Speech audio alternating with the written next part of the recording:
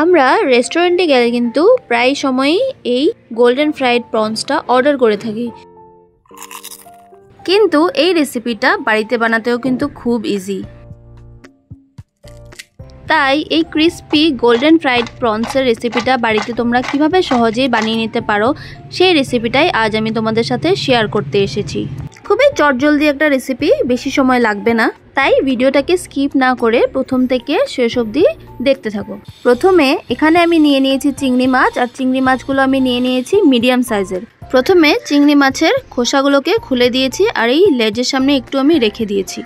তারপর মাছগুলোর থেকে সামনের আর পেছনের একটা সুতোর মতো থাকে, সেটাকে বের করে নিতে হবে। তারপর পেছনে আর সামনে এমন কাটস লাগিয়ে দিতে হবে যেন প্রনসগুলো সোজা হয়ে থাকে, বেঁকা যেন না থাকে, তাই কাটসটা দিতে হবে। সবগুলোতে আমি এক এক করে কাটস দিয়ে দেব। দেখো, তোমাদেরকে আমি সামনে থেকে দেখিয়ে দিচ্ছি কাটস দেওয়ার পর চিংড়িগুলো কেমন হয়েছে।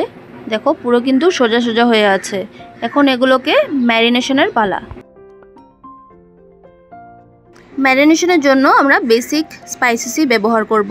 প্রথমে দিয়ে দিয়েছি একটু নুন ছিটিয়ে, তারপর দিয়ে দিচ্ছি গোলমরিচ গুঁড়ো। এখন দিয়ে দিচ্ছি একটু জিঞ্জার গার্লিকের পেস্ট, সামান্য দেব। তারপর দিয়ে দিচ্ছি লেবুর রস, 1 চামচের মতো হবে।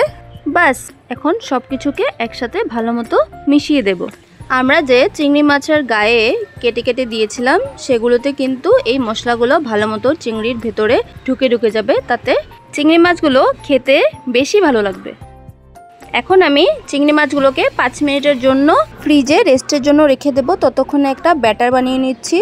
একটা বাটিতে বড় চামচের 1 চামচ ময়দা, 1 চামচ কর্নফ্লাওয়ার, সামান্য নুন, সামান্য গোলমরিচ গুঁড়ো, সামান্য বেকিং পাউডার, তারপর আরও একটু আদা রসুনের পেস্টও দিয়ে দেব। এখন একটু আমি ধনেপাতাকে কুচি কুচি করে কেটে দিয়ে দিচ্ছি। এখন একটু মেল্টেড বাটারও দিয়ে দেব। বাটারটা কিন্তু মাস্ট, এটা দিতেই হবে। চামচটাকে আমি গরম করে নিয়েছিলাম, এখন ইজিলি বাটারটা মেল্ট হয়ে যাচ্ছে। এখন বাটারটাকে দিয়ে প্রথমে আমি শুকনো উপকরণগুলোকে মিশিয়ে দেব। এখন আমি দিয়ে দেব বরফ জল।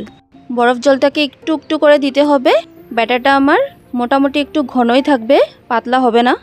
ভালো মতো চামচ দিয়ে মিশিয়ে দিচ্ছি যেন একটুকু দানা দানা ভাব না থাকে। দেখো, ব্যাটারটা কিন্তু রেডি হয়ে গেছে। আর এদিকে একটা প্লেটে 1 চামচ ময়দা, সামান্য নুন আর গোলমরিচ দিয়ে ভালো মতো মিশিয়ে সাইডে রেখে দেব। আমার ব্যাটারটাও রেডি হয়ে গেছে আর কোটিংয়ের জন্য ময়দাটাও রেডি হয়ে গেছে। এখন 5 মিনিট পর ফ্রিজ থেকে চিংড়ি মাছগুলো বের করে প্রথমে ময়দায় কোট করে নিয়েছি, তারপর এই ব্যাটারটাতে চুবিয়ে দেব। এখন বাস ভাজার পালা। তো আমি আগে থেকেই একটা কড়াই বসিয়ে তাতে সাদা তেল গরম করতে বসিয়ে রেখেছিলাম। তেলটা একদম মিডিয়াম গরম করব। এখন এক এক করে তেলে ছেড়ে দিচ্ছি।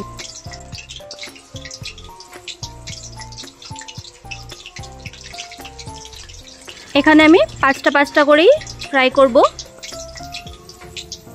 হালকা ভাজা হওয়ার পর এগুলো নিজেই তেলের উপর উঠে যাবে। তারপর এগুলোকে উল্টে পাল্টে একটু সময় নিয়ে চারিদিকটাকে গোল্ডেন করে ক্রিস্পি করে ভেজে নামিয়ে নিচ্ছি। এখন আমি বাকি প্রনসগুলোকেও সেমভাবে ময়দায় কোটিং করে ব্যাটারে চুবিয়ে এখন তেলে ছেড়ে দিচ্ছি। আঁচটাকে একদম মিডিয়াম রাখতে হবে যেন ক্রিস্পি হয়। দেখো, প্রনসগুলো কিন্তু ফুলে নিজেই তেলের উপর উঠে গেছে।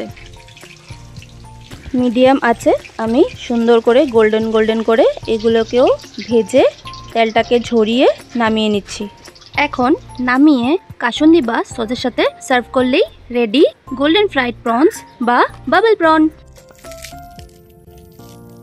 তাহলে দেখলে বন্ধুরা, এই গোল্ডেন ফ্রাইড প্রনের রেসিপিটা কতটা ইজি, কিন্তু আমরা এটা রেস্টুরেন্টে কত দাম দিয়ে খেয়ে থাকি।